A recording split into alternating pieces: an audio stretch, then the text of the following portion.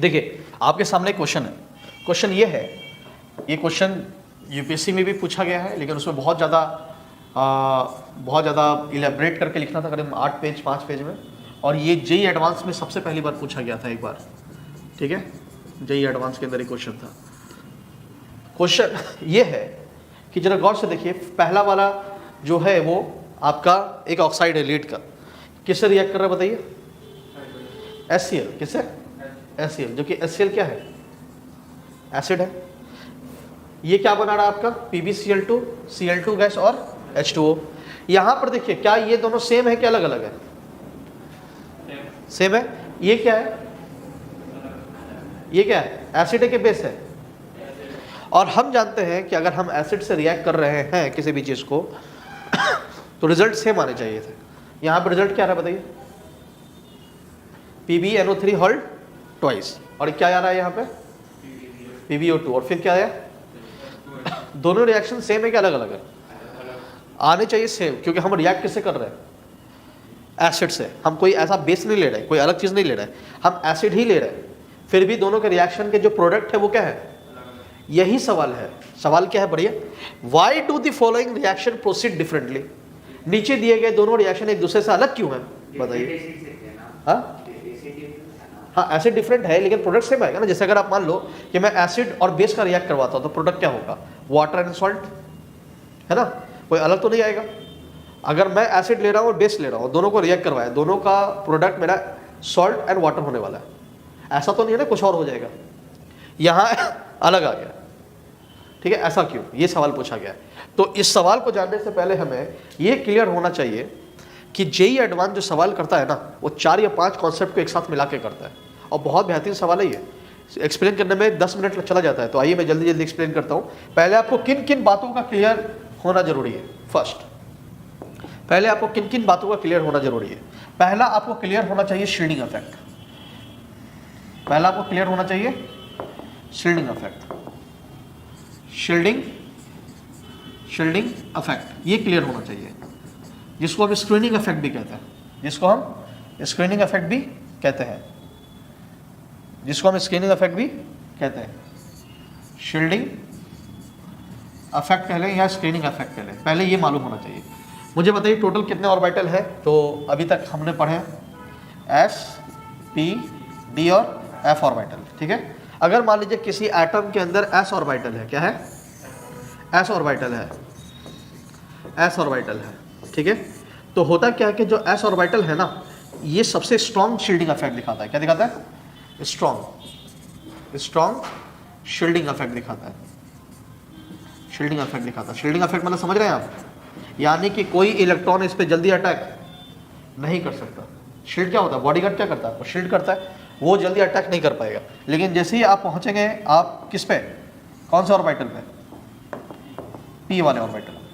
ये P orbital, ये nucleus मान लीजिए, ये P ऑर्बिटल। जरा गौर से देखिए, आपके पास 2 जगह है जहाँ से अटैक हो सकता है। यहाँ से, क्योंकि यहाँ पे 2 जगह में शील्ड करने की कोई जगह नहीं है, बाकी आपका शील्ड कर रहा है, ठीक है ना। सेकंड, एक आता है आपका कौन सा ऑर्बिटल? D orbital. तो D ऑर्बिटल कुछ इस तरह से होता है ना। ये D ऑर्बिटल है, डबल शेप, ये डबल शेप, बाइलोब शेप भी कहते हैं। इसमें जरा गौर से देखिए कितने जगह से लूप बना हुआ है बताइए? 4 जगह से। तो मुझे बताइए इस न्यूक्लियस को अच्छी तरह से शील्ड कौन कर रहा है? S, P या D या फिर F? तो और ही टूटा फूटा हुआ होता है। F तो और भी टूटा फूटा हुआ होता है। तो मुझे बताइए S, P orbital, D orbital and F orbital अच्छी तरह से कौन शील्ड कर रहा है? करेगा। तो कहेंगे शील्डिंग इफेक्ट के हिसाब से सबसे ज़्यादा अच्छी तरह से न्यूक्लियस को कौन करता है? S, फिर कौन? P, फिर कौन? D, फिर कौन? F। ध्यान रखिएगा, शील्डिंग इफेक्ट का ये ऑर्डर पूछता है, कई बार आया क्लासिफिकेशन पेपर टेबल में क्वेश्चन आता है। तो पहला ये टेक्निक हमें मालूम होना चाहिए कि शील्डिंग इफेक्ट ऐसा होता है। यहाँ तो कोई डाउट? सेकंड, इनके बारे में मैं फर्दर इंफॉर्मेशन दे दूं। एस का फुल फॉर्म शार्प है, ना कि स्फेरिकल, बिकॉज एक चैप्टर है स्पेक्ट्रोस्कोपी, उसके अंदर से ही लिया जाता है, क्योंकि जब हम एटम का ग्राफ लेते हैं तो उस ग्राफ के अंदर आता है। एस का फुल फॉर्म है शार्प, पी का फुल फॉर्म है प्रिंसिपल, डी का फुल फॉर्म है डिफ्यूज और एफ का फुल फॉर्म है फंडामेंटल। ठीक है, ये इसके फुल फॉर्म्स है, ये मालूम होना चाहिए। ठीक है, कई बच्चों से पूछता हूँ एस का फुल फॉर्म बताओ तो स्फेरिकल बताता है, नहीं ये शार्प। और शार्प ये सारे फुल फॉर्म कहाँ से लिए गए? स्पेक्ट्रोस्कोपी से। किससे लिए गए? स्पेक्ट्रोस्कोपी। हम आजकल इसी से हम एटम या मॉलिक्यूल की स्टडी करते हैं। ठीक है, H1 NMR, F19 NMR, इस तरह के कुछ आते हैं रिसर्च में अगर आगे जाएंगे तो। ठीक है, अब आइए, हमें पढ़ना है बेसिकली इनर्ट पेयर इफेक्ट। क्या पढ़ना है? Inert pair effect. मैं उसी सवाल को समझाने की आपको कोशिश कर रहा हूँ कि आपको क्या क्या क्लियर होना चाहिए। एक टर्म आता है इनर्ट पेयर इफेक्ट। अब ये क्या होता है समझिएगा। मान लीजिए कि मैं आपको पूछता हूँ कि एक एलिमेंट ले लिया, जैसे कार्बन ले लिया, फिर क्या ले लिया? सिलिकॉन, जर्मेनियम, टीन, लीड है। इसका इलेक्ट्रॉनिक कॉन्फ़िगरेशन कितना होगा? एटॉमिक नंबर कितना है? एटॉमिक नंबर कितना है? 1s 2 2s2 2p2 है। मुझे बताइए s में कितने डब्बे बने? 2, और p में कितने बने? 3, लेकिन इलेक्ट्रॉन कितना है? क्या कार्बन का वैलेंसी 2 है क्या? कार्बन की वैलेंसी कितनी होती है? 4। कार्बन की वैलेंसी 4 है, 2 नहीं है। लेकिन ये कौन सा स्टेट में है? तो कहेंगे सर ये ग्राउंड स्टेट में। कौन सा स्टेट में? और यहाँ से ये क्या होगा? इलेक्ट्रॉन एक्साइट करेगा, तो इसका जो एक इलेक्ट्रॉन है ये खाली वाले इलेक्ट्रॉन में कूद जाता है, तो इसका जो इलेक्ट्रॉनिक कॉन्फ़िगरेशन बनता है 1s2 2s1 2p3। s में कितने इलेक्ट्रॉन गए? 1। और p में कितने गए? कितने इलेक्ट्रॉन आ गए? अनपेयर इलेक्ट्रॉन कितने हैं? तो इसके अकॉर्डिंग अगर आप देखेंगे तो इसका बैलेंसिंग कितना दिखा रहा है? जल्दी बताइए। इसके अकॉर्डिंग यहाँ पे देखें कितना बता रहा है? 4। असल में ये कौन सा स्टेट है? जल्दी बताइए, कौन सा स्टेट है? एक्साइटेड स्टेट है। अब मुझे बताइए कार्बन की वैलेंसी क्या होती है? 2 या 4? 2 और 4? 4। कौन से स्टेट में? ग्राउंड स्टेट या एक्साइटेड स्टेट? क्या किताब में कभी ये वर्ड सुना है कि the valency of carbon is 4 in excited state? ये वर्ड सुना है कहीं? कभी नहीं सुनोगे। क्यों? क्योंकि कार्बन कभी भी इस स्टेट में पाया नहीं जाता, हमेशा किस फॉर्म में पाया जाएगा? कार्बन हर बार हमेशा किस स्टेट में होता है? एक्साइटेड स्टेट या ग्राउंड स्टेट? इसलिए बोलने की जरूरत नहीं होती, हम मान के चलते हैं कि हमेशा कितनी है? Excited state. जब भी अगर आपको कार्बन के मामले में रहे तो 4 ही लिखते हैं, क्योंकि वो एक्साइटेड स्टेट में होता है। अब मुझे बताइए यहाँ से 2 इलेक्ट्रॉन यहाँ से यहाँ क्या किया? जल्दी बताइए। इलेक्ट्रॉन 2s2 से 2p पे यहाँ का 2 इलेक्ट्रॉन, एक इलेक्ट्रॉन यहाँ पे क्या कर रहा है? जल्दी बताइए, क्या कर रहा है? जंप कर रहा है। अब मुझे बताइए तो कार्बन का कौन कौन सा ऑक्सीडेशन स्टेट हो सकता है? मुझे बताइए। सबके तो मैंने बताया था। सबके अंदर यहाँ पे ध्यान रखिए, यहाँ पे 2s2 2p2 था, तो यहाँ पे क्या हो जाएगा? 3s2 3p2। बोलिए बच्चों, यहाँ पे क्या हो जाएगा? जल्दी बताइए। 4s2 4p2, यहाँ पे 5s2 5p2, 6s2 6p2, और आगे जो है वो लगे रहेंगे। आगे क्या? 1s2 2s2 लगे रहेंगे। बोलिए। अब मुझे बताइए 4 में से आप 1 हटाइए, कितना आ गया? 3। क्या 3d पॉसिबल है या नहीं है? तो हम कहेंगे कि इसके इलेक्ट्रॉनिक कॉन्फ़िगरेशन के अंदर एक ऑर्बिटल होगा जिसका क्या नाम होगा? अच्छा, ये कितना है? 5 में से आप 2 घटाइए, कितना आएगा? 3। तो 3 पॉसिबल है? 3 पॉसिबल है ना? नहीं पॉसिबल है। 4 5 में से क्या कितना आएगा? तो इसके पास कौन सा पॉसिबल है? जल्दी बताइए। अब बताइए 6 में से अगर हम 2 घटाते कितना आएगा? 4। तो 4f भी होगा और 5d भी होगा। इसका मतलब कि सर इनके इलेक्ट्रॉनिक कॉन्फ़िगरेशन के अंदर इस जर्मेनियम के पास क्या है? इस टीन के पास क्या है?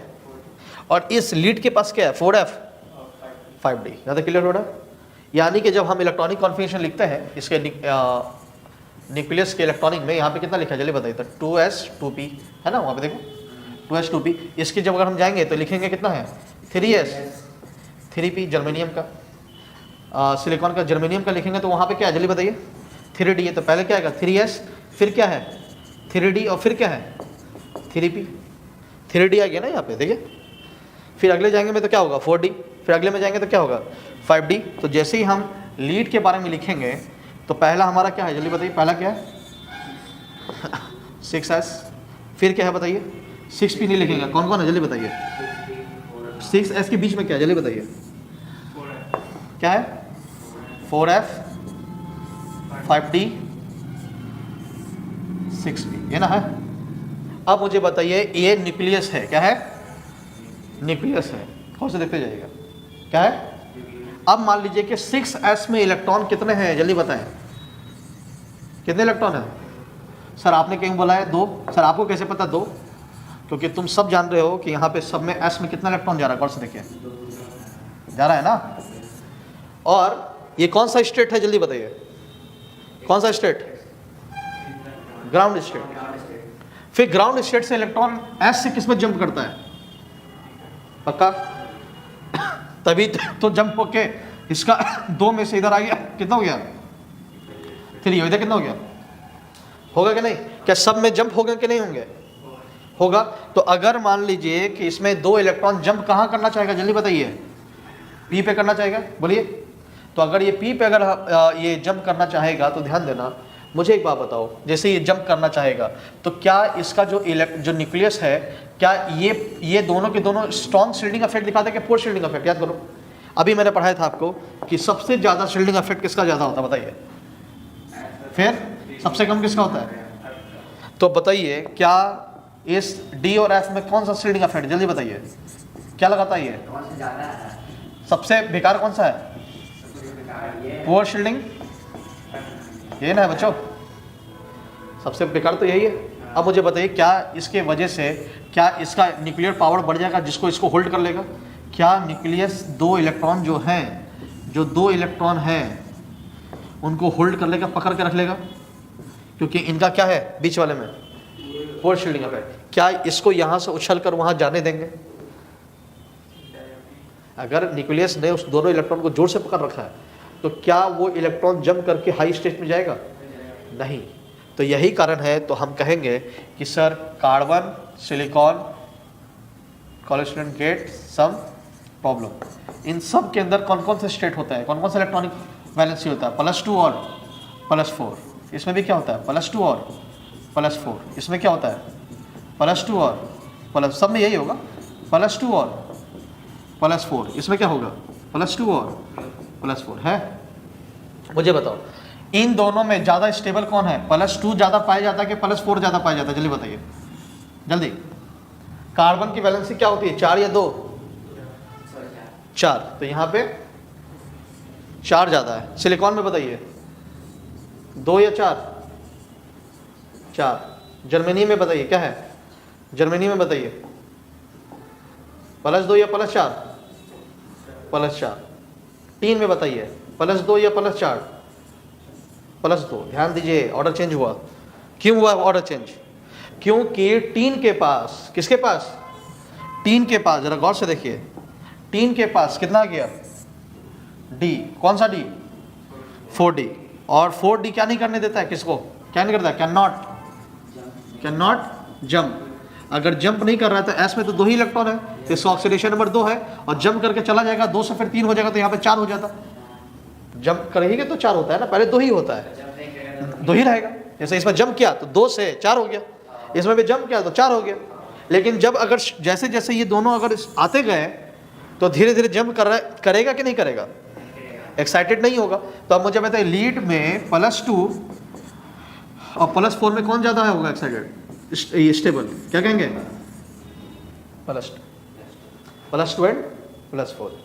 इसका मतलब कि जैसे जैसे हम डाउन दी ग्रुप जाते हैं, क्या डाउन दी ग्रुप लोअर, अब बताओ 2 ज़्यादा बड़ा है या 4 बड़ा है, और 2 छोटा है, तो हम कहेंगे down the group in the down the group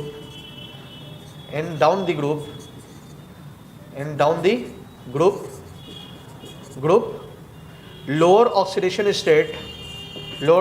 state is more stable.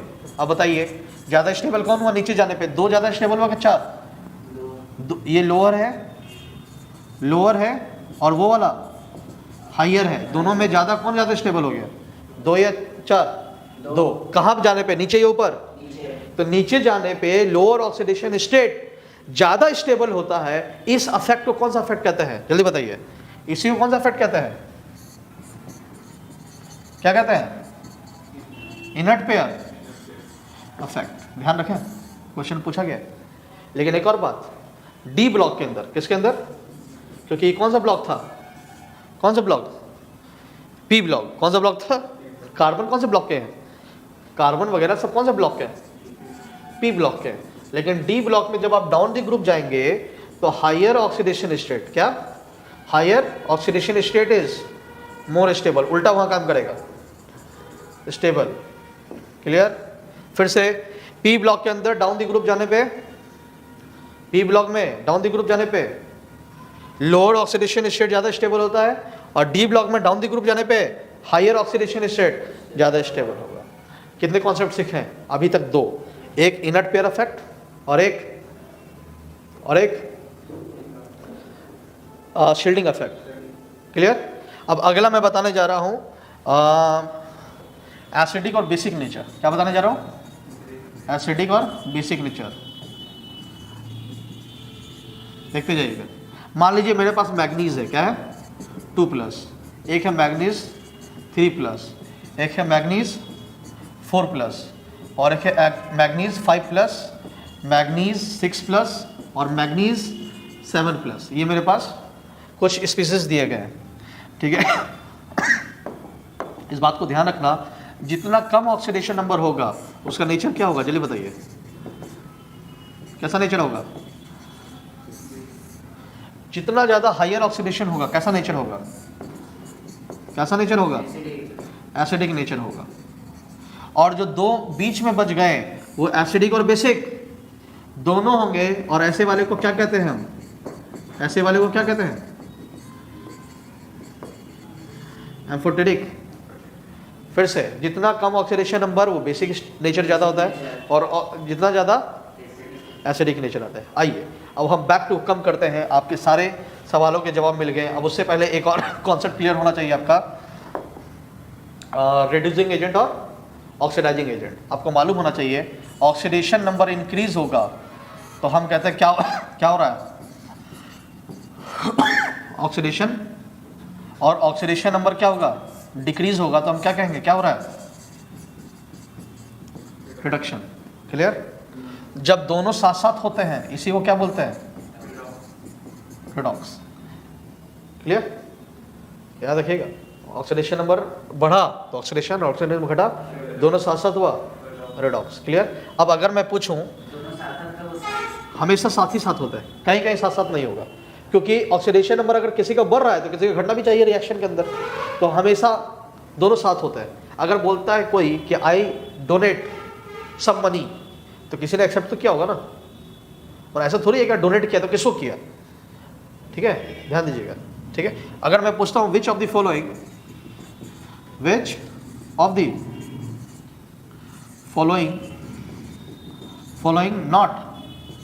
Not show disproportional, ये क्वेश्चन कई बार आ चुका है,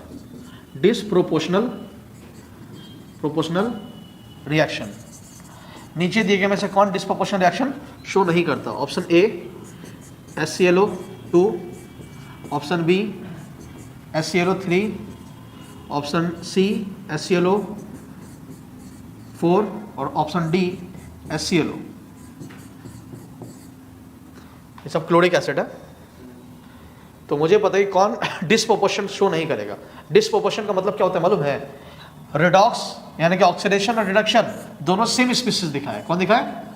सेम स्पीसीज अगर कोई दिखा रहा है, क्या ऑक्सीडेशन भी, और अक्सर क्या होता है कि जिसका ऑक्सीडेशन हो रहा है उसका रिडक्शन नहीं होगा। ऑक्सीडेशन अगर किसी का हो रहा है तो रिडक्शन किसी और का होगा। लेकिन अगर कभी ऐसा हो कि जिसमें ऑक्सीडेशन रिडक्शन दोनों एक ही बंदे का हो रहा है, तो उस वाले को क्या कहते हैं? कौन सा रिडॉक्स? डिसप्रोपोर्शन रिएक्शन या डिसप्रोपोर्शनल रिडॉक्स कहता है। क्लियर? नहीं, वो तो रिडॉक्स था ही, क्योंकि दोनों साथ साथ हुआ। लेकिन अगर एक ही बंदे का हुआ, सेम स्पीसीज का हुआ, तो हम उसको कहेंगे डिसप्रोपोर्शनल रिडॉक्स। ठीक है, एक नया केस है। अब जरा मुझे बताइए इनका ऑक्सीडेशन नंबर कितना है, जल्दी बताइए। 2 2 4, 4 में से 1 गया, कितना आएगा? 3। इसका बताइए 3 2 जा 6, 6 में से 1 गया 5, 4 2 जा 8, 8 में से 1 गया 7, ये -2 में से 1 गया, ये +2 में से 1 गया, क्या आएगा +1। अब मुझे बताइए कि क्लोरीन का मैक्सिमम इलेक्ट्रॉनिक कॉन्फ़िगरेशन कितना है +7 और मिनिमम कितना है। क्लोरीन ज़्यादातर यानी कि 7 इलेक्ट्रॉन दे सकता है और 1 इलेक्ट्रॉन, जब जब तुम्हें अगर ये दोनों ऑक्सीडेशन नंबर दिख जाए वो क्या नहीं दिखा सकता, डिस्प्रोपोर्शनल। क्यों? क्लोरीन 7 से ज़्यादा दे ही नहीं सकता, तो अगर 7 से ज़्यादा नहीं दे सकता तो ऑक्सीडेशन नंबर उसका इंक्रीज होगा ही नहीं। यहाँ पे चेक करके बताओ कि कौन सा ऐसा स्पीसीज है जिसका ऑक्सीडेशन नंबर या तो +7 है या तो -1 है, या तो +7 है या तो -1 है। कोई है ऐसा ऑप्शन? कौन सा है? इस ऑक्सीडेशन नंबर कितना है +7 है। क्या ये +7 से ज़्यादा हो सकता है क्या? तो ये वाला +7 से 8 हो सकता है क्या? नहीं। तो क्या ऑक्सीडेशन नंबर इंक्रीज हुआ? नहीं ना हुआ। तो इसका सिर्फ क्या हो सकता है, घट सकता है, बढ़, और माइनस वाले का घट नहीं सकता, सिर्फ क्या हो सकता है। इसलिए ये दोनों के अगर ऑक्सीडेशन नंबर, क्लोरीन के केस में बता रहा हूं, किसी भी केस के अंदर अगर किसी का मैक्सिमम ऑक्सीडेशन नंबर, ये वाला इसका मैक्सिमम क्या है मैक्स, और ये क्या है मिनिमम, अगर ये दोनों रहते हैं तो डिस्प्रोपोर्शनल रिएक्शन शो नहीं करता। ये 3-4 बातें आपको क्लियर होनी चाहिए। ऐसा रोक दीजिए। हाँ ओके, तो हमारा सवाल यही था कि कौन सा ये दोनों रिएक्शन क्यों आखिर डिफरेंट शो कर रहे हैं। उससे पहले मैंने आपको इनर्ट पेयर इफेक्ट बता दिया, पुअर शील्डिंग इफेक्ट बता दिया, बहुत सारी चीज़ बता दी। तो इसकी वजह है कि आपको एक क्लियर होना चाहिए, क्योंकि जेईई एडवांस सवाल ऐसे करता है कि वो सारी चीज़ों को क्रंच कर देता है। आइए अब मैं आपको आगे बढ़ा रहा हूँ। पहला क्या है हमारा, देखिए कौन सा है, क्या लिखा है इस पर, Pb3O4। Pb3O4 यहाँ से मैं लिख रहा हूँ, दिखेगा Pb3O4 is the mixed oxide. क्या? Mixed oxide. PbO3 असल में मिक्स्ड ऑक्साइड है। मिक्स्ड ऑक्साइड क्या होता है समझिएगा। अगर मैं इसका अगर ऑक्सीडेशन नंबर निकालना चाहूँ Pb3O4 का, तो इसको लिखूंगा 3x + 4 - 2 = 0, 3x - 8 = 0, 3x = 8, x = 8/3। ठीक है, ये फ्रैक्शन में आ गया, और हम जानते हैं कि फ्रैक्शन में ये होता नहीं है। उसी तरह से आपका कई सारे मिक्स ऑक्साइड है, जैसे एक मिक्स ऑक्साइड आता है Fe3O4, इसमें दो कंपाउंड छुपे होते हैं, एक FeO और एक छुपा होता है Fe2O3। ये 2 ऑक्साइड छुपे होते हैं, ठीक है ना। इसमें इसका ऑक्सीडेशन नंबर कितना बताइए, ऑक्सीजन यहाँ पे आयरन का ऑक्सीडेशन नंबर कितना है +2, और इधर कितना बताइए 3 2 6, 6 को 2 से डिवाइड देंगे कितना आएगा +3। यानी कि इसमें इस वाले कंपाउंड के अंदर इस आयरन के कितने ऑक्सीडेशन नंबर होते हैं जल्दी बताइए, +2 भी और +3 भी है। इस कंपाउंड का नाम है फेरिसोफेरिक ऑक्साइड। क्या नाम है? Ferric oxide. उसी तरह से बच्चों PbO3 भी एक कौन सा ऑक्साइड है? इसका मतलब लीड इसमें कितने हैं? 3 में से 2 के ऑक्सीडेशन नंबर कुछ और है और एक का ऑक्सीडेशन नंबर कुछ और है। जैसे यहाँ पे देखिए आयरन 3 है, एक आपका कितना है +2 और 2 कितने हैं +3 के। तो इस तरह से आप ध्यान देंगे। तो अगर मैं इनको लिखना चाहूँ ध्यान दें, तो मैंने ये बताया कि ऑक्साइड क्या होता है। तो मैं कहूँगा ये Pb3 जो मिक्स ऑक्साइड है, इसका जो तोड़ के अगर मैं लिखना चाहूँ Pb3O4, तो इसको 2 हिस्सों में लिखूँगा। पहला एक है PbO, क्या लिखूँगा PbO, और एक में लिखूँगा 2PbO। क्या? 2PbO dot PbO3, 2PbO2। ठीक है, ध्यान दीजिए, ऐसे भी लिखा जाता है। मतलब अगर मैं इसको ऐसे में लिखना चाहूँ तो आपका यहाँ पे 2PbO होगा। मैं इसको लिख देता हूँ, एक मिनट चलिए। तो इसका जो ऑक्सीडेशन स्टेट है, इसको जब मिक्स ऑक्साइड में लिखूंगा तो 2PbO है और एक PbO2 है। गौर से देखिए कितने PbO है, 2, और एक कितना हो गया 3। 2 यहाँ से और 2 यहाँ पे, तो 2 और 2 4 ऑक्सीजन। चलिए मुझे एक बात बताइए, इसमें लीड का ऑक्सीडेशन नंबर कितना, जल्दी बताइए। What is oxidation number of lead? तो लीड का ऑक्सीडेशन नंबर यहाँ से है +2, कितना है, और यहाँ पे कितना है, लीड का ऑक्सीडेशन नंबर कितना है, +4। और से देखिए, इसका +4 है और इसका कितना है, +2 है। आ गया। अब मुझे बताइए लीड के अंदर विच is more stable, +2 more stable या +4 मोर स्टेबल, जल्दी बताइए। विच इज मोर स्टेबल, +2 और +4? गलत, फिर से गलत आप जवाब दे रहे हैं। कौन होगा, कौन सा फैक्ट है, बाई इनर्ट पेयर इफेक्ट। मैंने अभी बताया आपको कि डाउन दी ग्रुप जाने पे लोअर ऑक्सीडेशन नंबर ज़्यादा स्टेबल होता है, किससे, हायर से। अभी पढ़ाया डाउन दी ग्रुप में ये पॉसिबिलिटी है, कोई दिक्कत? तो हमारा लीड के अंदर +2 ज़्यादा स्टेबल है, किससे, +2 से। अब मुझे बताइए बच्चों, दोनों में हायर कौन है, ये वाला कि ये वाला, विच इज 1 और 2, 1 और 2, which is more stable, which is more higher oxidation number, +2 वाला कि +4 वाला? तो मुझे बताइए +2 वाला अगर लोअर है तो कौन सा नेचर होगा इसका, और इसका अगर ज़्यादा है तो क्या होगा, एसिडिक। क्लियर, बोलिए। अब मुझे बताइए कि क्या +4 से लीड और ज़्यादा हो सकता है कि नहीं हो सकता है? कभी नहीं। +4 से ज़्यादा ऑक्सीडेशन नंबर नहीं होगा, क्यों, इसका मैक्सिमम ऑक्सीडेशन नंबर +4 है। इसका मतलब सिर्फ कहाँ जाएगा, नीचे, कहाँ जाएगा, और अगर नीचे जा रहा है तो ये रिडक्शन होगा, और अगर रिडक्शन हो रहा है तो किसके तरह बिहेव करेगा, तो कहेंगे सर ये ऑक्सीडाइजिंग एजेंट की तरह काम करेगा। किसकी तरह, ऑक्सीडाइजिंग एजेंट की तरह ये काम करेगा। इन तमाम बातों को एक करके मैं अच्छे से आपको लिख दे रहा हूँ। First, Pb3O4 is the oxidizing PbO3 is the mix oxide, ये तो एक पहला मिक्स ऑक्साइड है। सेकंड बात, Pb2+ और Pb4+ में ज़्यादा स्टेबल कौन होगा, 2+। कौन सा इफेक्ट है, इनर्ट पेयर इफेक्ट से, बताते चलिए। सेकंड, इसका जो Pb2+ है कैसा काम कर रहा है सर, तो कहेंगे सर ये बेसिक नेचर है। कैसा है, अभी बताया। नेक्स्ट लाइन, Pb4+ वाला ऑक्सीडाइजिंग एजेंट की तरह काम करेगा। ये तमाम बातें अभी मैंने नेक्स्ट लाइन में लिखी हैं, मैंने एक जगह कर दिया।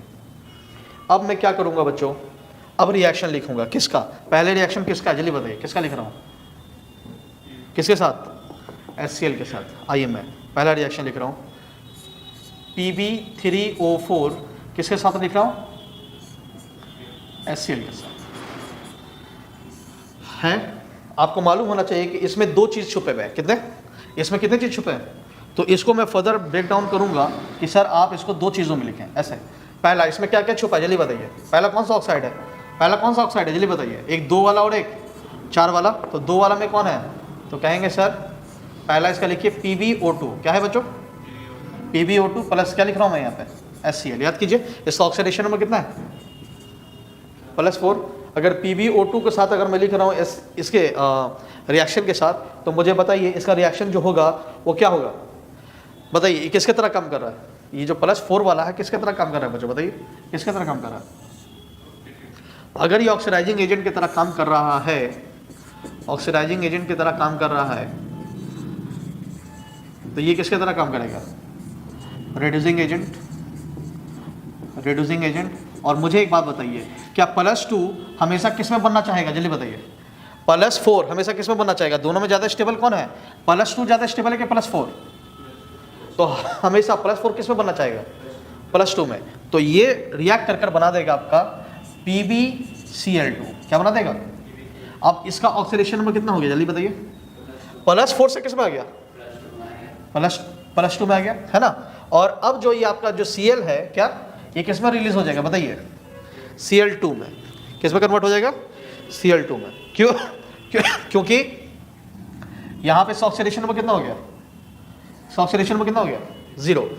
क्योंकि इसका ऑक्सीडेशन नंबर यहाँ था -1 और इधर कितना हो गया, 0। ऑक्सीडेशन हुआ, इसलिए तो ये रिड्यूसिंग एजेंट हो रहा है। पहला तो रिएक्शन आपने यहाँ पे लिख दिया, ठीक है। लिख दिया, ये फर्स्ट रिएक्शन है। अब आइए मैं इसको छोटा कैसे करते हैं,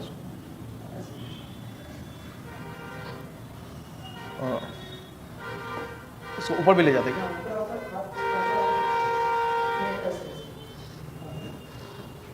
ये यहाँ पे।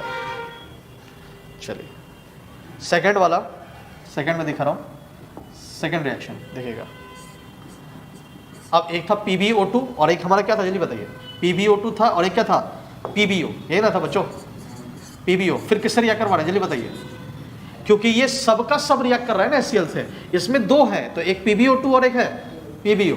तो ये PbO जो रिएक्ट करेगा किससे, HCl से, तो मुझे बताइए PbO किसकी तरह वर्क कर रहा है बच्चों जल्दी बताओ, बेसिक नेचर, क्योंकि इसका ऑक्सीडेशन नंबर +2 है, बेस की तरह काम करेगा। और बेस क्या करता है जल्दी बताइए, बेस क्या करता है, ये बेस है बच्चों, ये अब किसकी तरह काम कर रहा है जल्दी बताइए, बेस। और ये किसकी तरह काम कर रहा है, एसिड। और एसिड और बेस का रिएक्शन हमेशा क्या होता है, सॉल्ट और, तो यह क्या बनाएगा PbCl2, PbCl2। इसका ऑक्सीडेशन नंबर चेंज हुआ जल्दी बताइए, Pb का ऑक्सीडेशन नंबर चेंज हुआ, क्यों, क्योंकि दोनों में ज्यादा स्टेबल कौन है, +2 या +4, तो +2 स्टेबल है, तो +2 अपना कन्वर्ट थोड़ी करेगा, वो तो वहीं का वहीं रहेगा।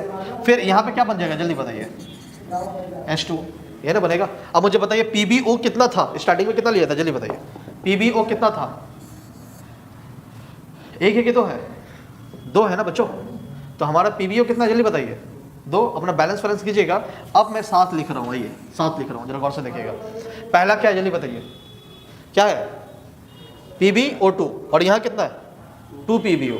तो दोनों को अगर मैं जोड़ के लिखूंगा तो क्या ऐसे लिखूंगा Pb3O4, यहाँ का 2 Pb और 1 Pb3, इसका 2O और इसका 2, तो 4 प्लस यहाँ पे बताइए HCl कितना HCl हो जाएगा 2 HCl। फिर बाद में बैलेंस किया जाता है।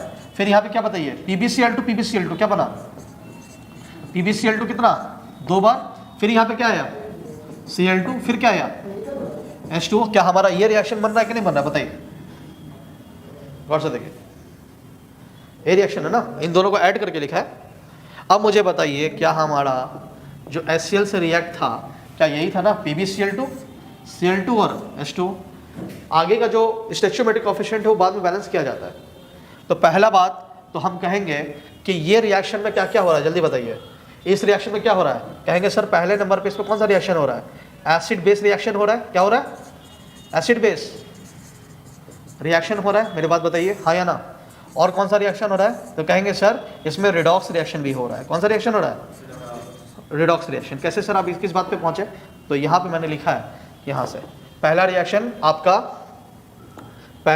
आपका यहाँ पे कौन सा हो रहा है, ऑक्सीडाइजिंग और रिड्यूसिंग एजेंट का। तो ये कौन सा रिएक्शन है, यहाँ पे कौन सा रिएक्शन है, रिडॉक्स। और ये एसिड और बेस है, तो कौन सा रिएक्शन है, एसिड बेस। तो कहेंगे कि पहला वाला रिएक्शन जो है वो एसिड और बेस का रिएक्शन है। अब आइए नेक्स्ट, हमारा जो रिएक्शन है अब रिएक्ट करवा रहे हैं किससे, Pb3O4 को किसके साथ करवा रहे हैं बच्चों, HNO3 के साथ। हमारा क्वेश्चन यही तो है, HNO3 के साथ। आइए अब रिएक्ट करके देखते हैं। तो मुझे बताइए जल्दी जल्दी, इस वाले Pb वाले में हमारा कितना चीज़ है, 2 चीज़ है सर। हमारा कितना है, 2 है। कौन कौन है सर, एक तो हमारा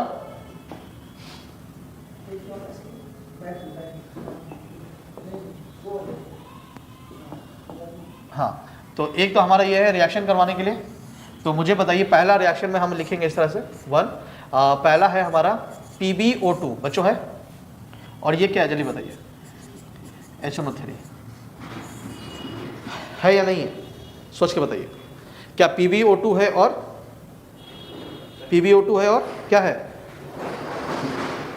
PbO2 है और क्या है, HCl है, HNO3 क्या है, HNO3। तो मुझे बताइए PbO2 जो है वो किसके तरह काम कर रहा है जल्दी बताइए। PbO2 जिसका कितना ऑक्सीडेशन नंबर है 4, किसके तरह काम कर रहा है, ऑक्सीडाइजिंग एजेंट। तो इसका मतलब ये किसके तरह काम कर रहा है सर, ऑक्सीडाइजिंग एजेंट। मैं OA लिखता हूँ। इसका ऑक्सीडेशन नंबर कितना है HNO3 में 5। क्या ये रिड्यूस होगा, क्या ये ऑक्सीडाइज करेगा, नहीं ना। तो ये भी किसके तरह बिहेव कर रहा है बताइए, किसकी तरह बिहेव कर रहा है, दोनों के दोनों क्या गए, ऑक्सीडाइज। अच्छा ये भी समझो, इसका ऑक्सीडेशन नंबर कितना है, एसिडिक नेचर है बेसिक नेचर, और HNO3 भी क्या है एसिड एसिड एक दूसरे में रिएक्ट नहीं करता जल्दी, तो हम कहेंगे यहाँ पे क्या होगा, क्या होगा, नो रिएक्शन, वैसे का वैसे ही आ जाएगा। नंबर 2 में एक है हमारा PbO, कितने PbO हैं, 2, किससे रिएक्ट करवा रहे हैं, HNO3, और ये किसके तरह काम करेगा सर, बेस, याद कीजिए इस ऑक्सीडेशन में कितना है, और ये किसके तरह काम करेगा जल्दी बताइए, एसिड। यहाँ पर रिएक्ट जब करेंगे तो क्या बनाएगा, तो कहेंगे sir PbNO3 whole twice plus H2O, जो रिएक्शन का होता है सॉल्ट और वाटर बनता है, होगा कि नहीं होगा बताइए। अब हम क्या करेंगे,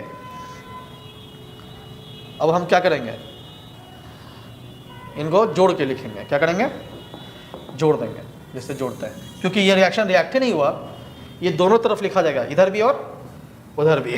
तो 2PbO और PbO3 क्या लिखेंगे, Pb3O4 प्लस HNO3 क्या लिखेंगे, 2HNO3 बाई, यहाँ पे क्या उतरा पहले जल्दी बताइए, PbNO3 होल ट्वाइस प्लस, अब यहाँ ध्यान दीजिए PbO2 तो ऐसे उतर जाएगा क्योंकि तो रिएक्ट हुआ नहीं, रिएक्शन में सही है, PbO2 ऐसे उतर जाएगा, फिर क्या लिखेंगे बच्चों, H2O, क्या यही लिखेंगे बोलिए, जैसे मैंने पिछली बार इन दोनों को जोड़ के लिखा ऐसे, इसको भी लिख दिया। अब मुझे बताइए यहाँ पे रिएक्शन कौन वाला हो रहा है, क्या रेडॉक्स रिएक्शन हो रहा है, ये सुनो, क्या ये रेडॉक्स रिएक्शन है पहला वाला, क्या लिख रहा है यहाँ पे, और इधर वाला कौन सा रिएक्शन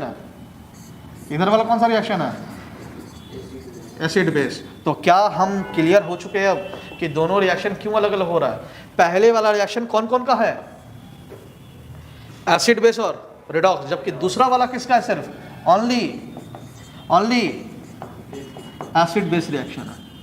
यही कारण है कि इन दोनों का रिएक्शन का प्रोडक्ट क्या रहा, डिफरेंट। ये ना आया था, देख लीजिए, ये तो आया, ये ना है PbNO3 PbO2 H2O, चेक कर लीजिए, ये ना है PbNO3 PbO2 H2। तो मैं अगर सवाल पूछूं आपसे कि दोनों का रिएक्शन क्यों अलग हो रहा है, तो जवाब करेंगे पहला रिएक्शन में कौन कौन सा रिएक्शन हो रहा है, in the first reaction is occurring acid base as well as, but in the second reaction is only there is no any redox reaction, that's why this reaction proceed differently। 5 सवाल को एक साथ मिलाकर JEE advance ने एक सवाल किया था, अच्छे लोगों की पसीने छूट गए, ठीक है, यूपीएससी में पूछा तो था, करीबन 8 या 10 पेज का ही आंसर था, ठीक है सर, हो गया।